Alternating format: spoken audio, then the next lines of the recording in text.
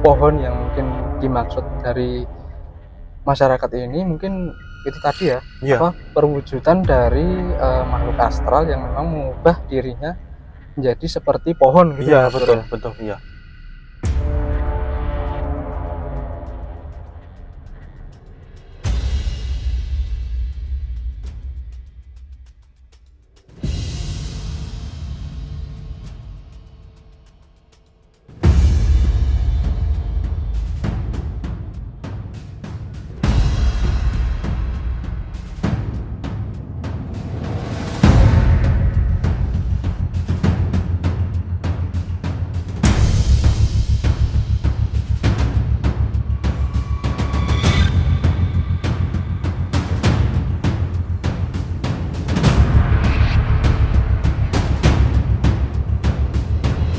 Nah, terkait sama kuliahnya itu apa ya, akhirnya dia tuh sampai bunuh diri gitu, Mas Oh, Pur. ya.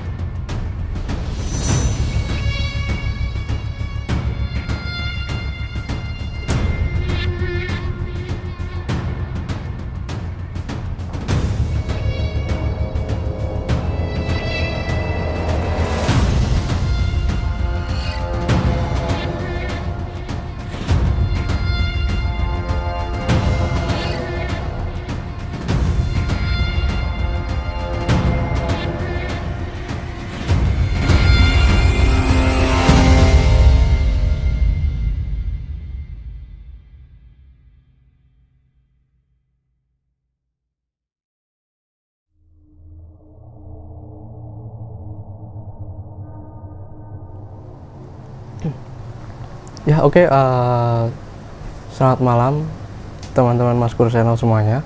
Bismillahirrahmanirrahim. Assalamualaikum warahmatullahi wabarakatuh. Nah oke, kita berjumpa lagi ya Mas Pur di Iya. channel kesayangan kita ini. Betul. Nah, pada malam hari ini kita bakalan ngobrolin lagi nih khusus di Urban Legend ya Mas Pur. Iya. Masih di sesi Urban Legend edisi Ramadan tentunya. Dan pada malam hari ini obrolan kita atau Urban Legend kita pada malam hari ini itu adalah Urban Legend mungkin ini sudah cukup terkenal ya Mas Pur Iya. di kalangan teman-teman mungkin yang ada di Jogja ataupun di luar Jogja mungkin sudah banyak yang mendengar gitu ya Iya, iya. tentang Urban Legend ini. Jadi Urban Legend apa yang mau kita obrolin kita pada malam hari ini adalah Rumah Pocong Sumi ini Iya, Mas Pur. betul sekali. Nah, mungkin Mas Kur ada sedikit ini cerita-cerita dari Rumah Pocong Sumi ini tuh sebenarnya ada sejarah apa sih atau cerita apa gitu? Ya. Rumah Pocong Sumi ini ataupun kalau nama lain ya Mas Dodi itu rumah Indis ya. Jadi ini rumah berarsitektur Belanda yang iya. ada di Kota Gede. Ya ini pastinya teman-teman juga udah pada tahu ya kalau Urban Legend ini gitu. Iya. Nah sebelumnya mungkin saya mau cerita dulu ya Mas Dodi dan teman-teman ini. Sebenarnya kemarin saya sempat datang ke sana gitu ya.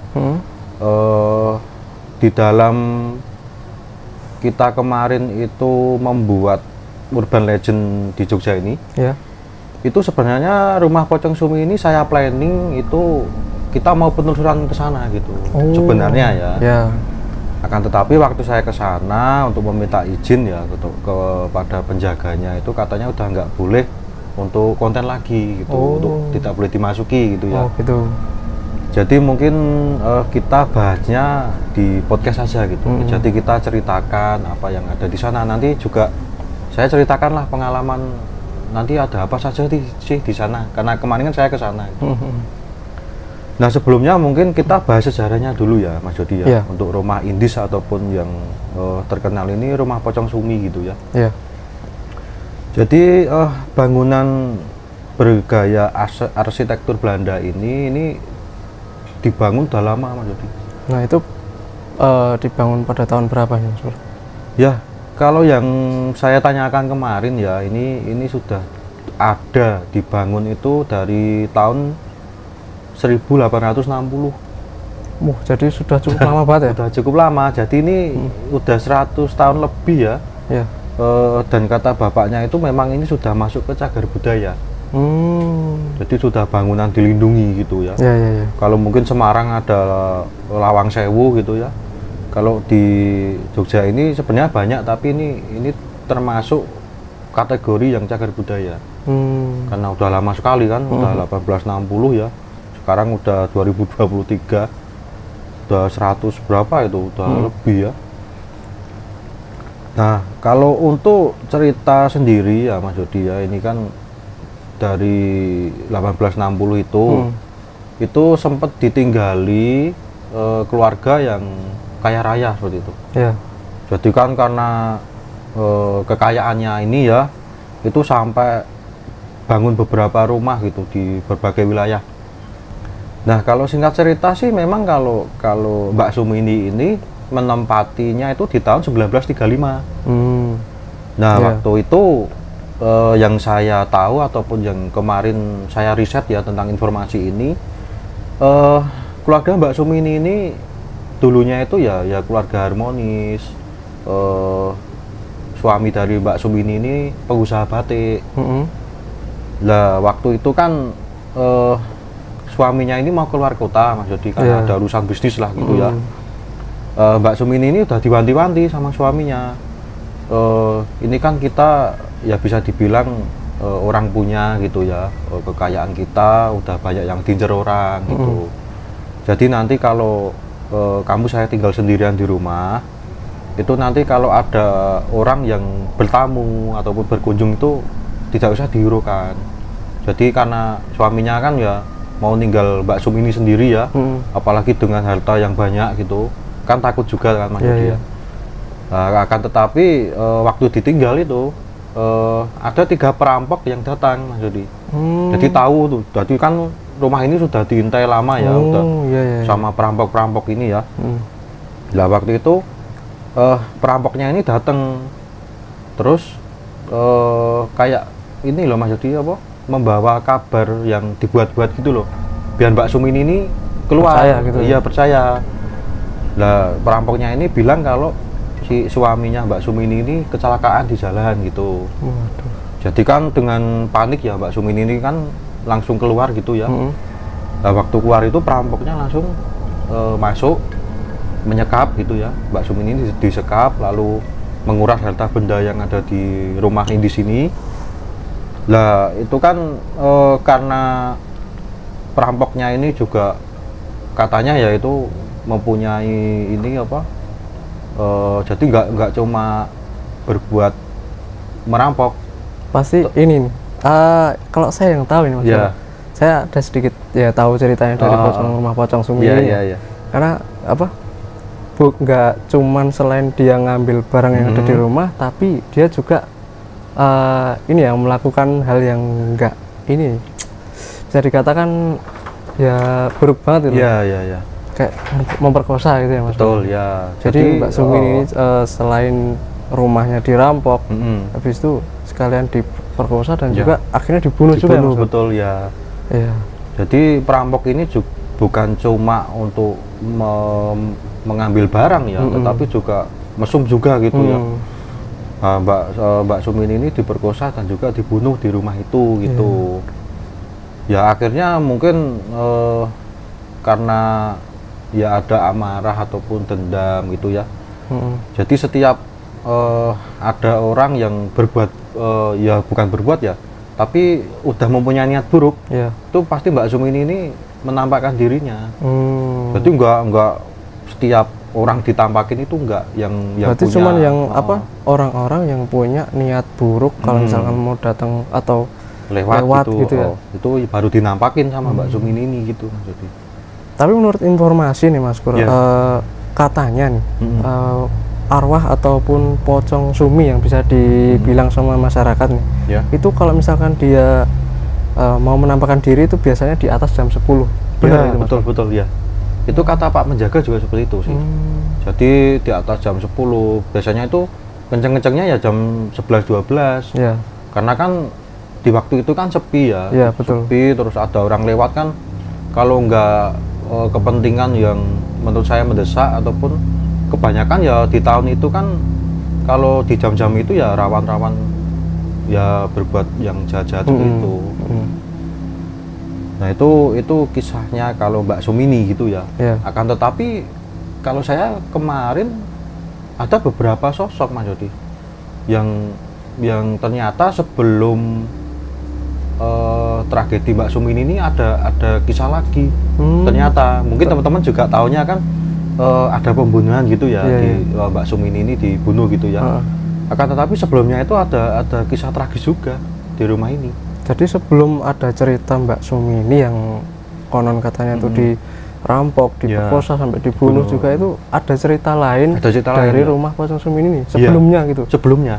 Jadi Mas Kur sempat nge-track itu dari betul. Waktu udah lama gitu. Jadi itu ada sosok lagi ya yang ternyata pocongnya itu nggak cuma Mbak Sumini gitu.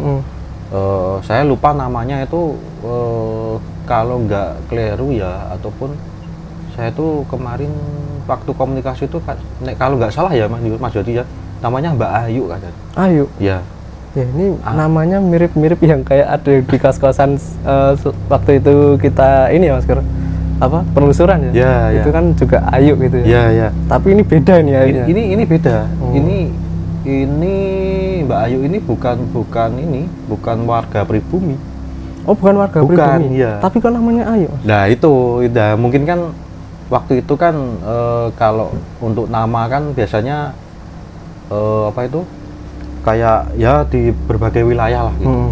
Kalau sekarang kan bisa ada bule Jawa itu kan namanya Jono, siapa gitu kan. Ya, jadi itu, cuma nama-nama yang dibuat-buat aja gitu ya. Dibuat aja ya orang kayak tersugesti gitu. Betul, ya. Terus selanjutnya? Ya, itu kan waktu saya track ya sebelumnya itu ternyata nggak cuma Mbak Sumini ini gitu. Lalu saya dapat cerita Mas Yodi. Ternyata dulu itu sebelum ada kejadian ini, itu rumah ini sudah ditempati oleh pasangan suami istri ini yang suaminya itu juga saudagar kaya, itu pedagang berlian katanya. Nah, kan di rumah indis ataupun rumah Pocong Sumi ini ada satu kamar itu yang nggak boleh dimasuki Mas Yodi. Nah, saya waktu itu kan penasaran juga kenapa nggak boleh dimasuki gitu ya. Ternyata ya di kamar itu dulu ada tragedi ini. Jadi sepasang suami istri ini itu suatu malam ya, itu dia itu tidak satu jalan gitu.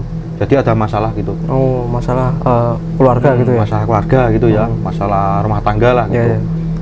Nah, yang tragis itu katanya Mbak Ayu ini ataupun warga Belanda yang cewek ini itu dibunuh suaminya dalam keadaan hamil di kamar yang tidak boleh dibuka ini. Waduh. Itu sebelum Mbak Sumini ya itu. Sebelum Mbak Sumini. Ya. Dan katanya itu di situ ada sebuah berangkas ya yang ya itu ini belum pasti gitu ya.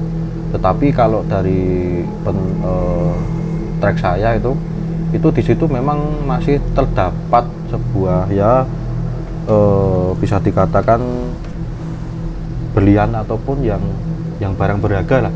Jadi tidak semua umum itu boleh masuk. Nah, itu kisah yang mungkin ya sebagian mungkin sudah tahu ataupun yang belum. Tapi menurut saya ya kebanyakan yang teman-teman tahu ataupun masyarakat tahu ya kisah tragisnya Mbak Sumini ini.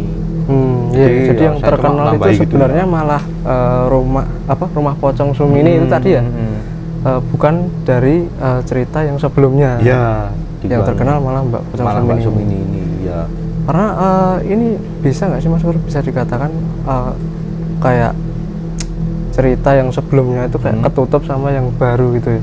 Ya mungkin bisa, karena kan yang awalnya itu nggak terlalu dibahas, diekspos ataupun ini yang malah yang diekspos kan yang rumah Pocong Sumini ya? Ya. Karena selain dia ceritanya itu horor ataupun apa kan, banyak orang yang punya pengalaman mungkin diperlihatkan ya kan, suka ngelihat penampakan Mbak Pocong Sumi ini di atas jam 10 itu Ya. tadi kan. Jadi akhirnya yang terkenal itu. Yang terkenal itu tadi, jadi dari cerita yang berkembang lalu muncullah sosok pocong ini, jadi ya warga mengira ini Mbak Sumini gitu. Ya walaupun kalau menurut saya ya bisa Mbak Ayu ini atau bisa Mbak Sumini ini. Bahkan setelah kejadian Mbak Sumini, kalau tadi kan sebelumnya, Ya. sesudahnya itu juga ada kejadian lagi. Ada lagi. Apa itu Mas Pur? Yaitu waktu itu kan ada pemberontakan yang Jepang masuk ke Indonesia ya. Ya. Di era kolonial itu kan Jepang masuk ke Indonesia. Nah itu kan rumah ini ditempati warga Belanda yang waktu itu diserbu oleh tentara Jepang. Nah di situ ada, kalau saya kemarin namanya itu nggak signifikan menyebutkan siapa ya, tapi panggil aja Simbok gitu. Nah waktu diserbu, Simbok ini tidak lari gitu, jadi menyerahkan diri ke tentara Jepang. Jadi di komplek rumah itu tuh ada makamnya Mas Yudi. Kalau yang saya dengar Mas Pur malah bukannya makamnya itu di halamannya ya? Ya di halaman, ya. Jadi di komplek rumah ini di halamannya itu ada makamnya Simbok. Ya, makamnya Simbok itu tadi ya. Iya, betul. Katanya itu ditemukan di belakang di kamar mandi itu udah posisi sudah tidak bernyawa gitu. Karena apa ya? Kalau saya menyebutnya itu waktu Jepang datang gitu loh. Itu jadi kan itu menumpas Belanda ya. Nah, Simbok ini jadi korbannya terus dimakamkan di halamannya. Jadi gitu ya ceritanya. Ya. Sosok di sana itu nggak cuma pocong, nggak cuma Simbok, bahkan ada eyang ya.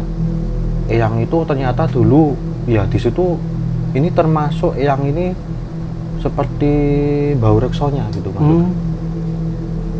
Jadi ini apa itu bisa dikatakan kalau bau rekso ini tuh yang paling besar, tinggi, ya paling tinggi gitu. Grade-nya gitu ya. Ya. Bahkan eyang ini katanya ya sebelum ada bangunannya ada di situ. Jadi eyang ini seorang penari. Penari? Iya. Kalau waktu ke sana itu bahkan penjaganya pun bilang kalau eyang ini kalau datang ataupun mau menyampaikan sesuatu itu aromanya sangat kenceng melati gitu. Kalau wah ini Mas, kalau ada bau melati ini eyang datang gitu. Nah, apa sosok eyang ini tuh sebenarnya sosok laki-laki atau sosok perempuan sih Mas? Sosok perempuan. Perempuan udah tua gitu. Nah, ya makanya ini tadi kok ya kalau saya kan biasanya kalau eyang itu manggilnya cowok ya. Ya tapi nggak semuanya, maksudnya eyang itu karena orang tua simbah gitu. Melati itu mesti diindikasikan sama sosok yang wanita gitu. Wanita ya. Jadi ini waktu itu menampakkan tuh sambil menari gitu. Oh, sambil menari. Ya, sama bapaknya itu ternyata juga ya ini Mas datang gitu. Dan waktu itu ternyata ya si eyang ini nggak beberapa tahun di situ gitu. Ternyata dari lampau itu udah di situ. Dan juga saya juga menemui ada sosok noni Belanda juga. Yang itu namanya ya Belanda lah, saya juga agak lupa kali itu Mas Yudi. Agak susah ya? Agak susah ya, namanya itu agak susah. Nama Belanda ya teman-teman. Ya genit gini lah, apa gimmicknya itu genit gitu loh. Kayak apa itu menggoda gitu. Ya mungkin kalau kita kemarin bisa masuk penelusuran sebenarnya bagus gitu. Akan tetapi karena tidak bisa ya, saya ceritakan apa yang saya lihat di sana gitu. Jadi cukup banyak ya Mas? Cukup banyak. Sosok-sosok yang menempati rumah tua ini tuh nggak cuma sekedar pocong Sumi ataupun apa itu tadi noni ya, tapi juga ada eyangnya juga. Ada mungkin ada sosok Jepang nggak sih Mas Kur? Karena tadi Mas Kur tadi bilang ada tentara Jepang gitu kan? Iya. Ada nggak sih mungkin sosok Jepang yang ke situ juga itu tinggal di situ? Kalau untuk sosok Jepang sih nggak ada ya Mas Yudi, karena waktu itu kan ke situ cuma untuk pemberontakan atau apa ya, jadi nggak ditinggali gitu ya. Akan tetapi yang saya unik ya, kemarin itu di atas di halaman itu ada beberapa kera putih juga. Oh, ada kera putih juga? Kera putih juga yang kalau dikomunikasi ya dia nggak bisa jawab tetapi tahu tahu kalau saya tanya itu tahu gitu. Seperti kenapa kok di sini menjaga apa gitu. Ya dia menunjukkan ke sesuatu tempat itu yang ternyata di bawahnya itu ada kayak mustika, pusaka, terus ya berlian itu tadi. Jadi di rumah itu tuh dijaga. Oh, dijaga sama kera-kera ini jaga tadi. kera putih itu. Oke. Mungkin Mas Dodi mau apa ditambahkan mungkin buat teman-teman ataupun mau yang ditanyakan lagi sebelum kita mengakhiri podcast kali ini? Ya mungkin dari cerita rumah pocong Sumi ini ya teman-teman. Sebenarnya rumah pocong Sumi ini tuh nggak cuman terkenal sama aksen horornya ya Mas. Iya. Jadi nggak apa ya, kesannya tuh kalau misalkan ada yang berkunjung ke sana itu kondisinya nggak cuman ya nggak horor-horor banget gitu, nggak yang kotor kumuh gitu kan. Tetapi di sana juga dirawat juga ya Mas. Dirawat, ada penjaganya. Jadi ini rumah pocong Sumi ini juga sekarang ini dijadikan cagar budaya Mas. Cagar budaya ya. Dan dijadikan tempat wisata mistik lah teman-teman. Ya, jadi mungkin buat teman-teman yang penasaran nih, yang mau berkunjung ke sana bisa banget ya Mas. Bisa, ya. Tepatnya ada di Kota Gede ya Mas. Tinggal cari di Google Map atau di info-info lainnya juga ada. Ya. Dan juga kata bapaknya kemarin ya itu Pak Nono ya. Kenapa tidak boleh lagi dikontenkan gitu ya? Karena ini mau dijadikan destinasi wisata. Jadi tidak warga Jogja ataupun di luar kota itu yang mau berkunjung itu bukan cuma ini kan mistisnya gitu aja, tetapi ada nilai sejarahnya. Kita bisa melihat bangunan cagar budaya kolonial seperti apa. Bahkan di sana juga kemarin masih tertinggal kayak televisi yang masih kuno, ada masih seperti apa itu telepon, bahkan juga jendela, terus pintu-pintunya itu juga masih zaman-zaman dulu kuno-kuno itu bagus masih sekali. aksen-aksen Belanda gitu ya Mas. Masih Belanda, masih kental gitu. Nah, mungkin buat teman-teman yang di luar kota ya kalau ke Jogja bisa mampir gitu. Iya betul. Karena ini merupakan destinasi wisata yang cukup unik gitu. Iya. Biasanya kan destinasi wisata itu yang vibe-nya itu sejarah-sejarah banget gitu ya Mas. Iya. Dan kalau enggak ya yang bagus view-nya, tapi ini ada bau-bau horornya teman-teman ya. Sejarah itu sejarah di sini. Iya. Ya mungkin buat teman-teman semua yang mau pada berkunjung ke sana bisa datang ke Kota Gede ya Mas Kur. Iya. Ya mungkin itu saja ya Mas Kur, obrolan kita pada malam hari ini terkait rumah pocong Sumi ini tadi. Terima kasih yang sudah menonton dan jangan lupa buat teman-teman semua yang belum pada subscribe nih untuk segera subscribe karena subscribe itu gratis. Jangan lupa follow juga Instagram kita, ada di bawah ya teman-teman.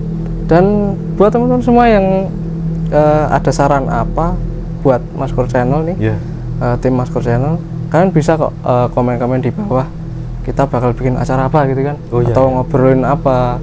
Ya mungkin itu saja. Akhir kata, wassalamualaikum warahmatullahi wabarakatuh.